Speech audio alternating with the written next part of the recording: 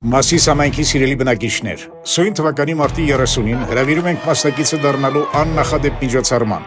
Մասիս համայնքի բնակիչ, Գինեսի ռեկորդագիր, 16 ռեկորդների հեղինակ 9-ամյա Դավիթ Պետրոսյանը սահմանելու է հերթական ռեկորդները, դրանք նվիրելով Մասիսի զոհված հայ որդիների հիշատակին։ Հերթական 17-րդ ռեկորդը սահմանելու համար փոքրիկ դյուցազնը աջ ձեռքով քաշելու է 5 մեքենա։ 18-րդ ռեկորդի համար մեքենաները քաշելու է ատամներով, իսկ 19-րդ ռեկորդը սահմանելու է ուժային եռամարտի աշխարհի չեմպիոն, դյուցազնագրքի բազմակի ռեկորդագիր,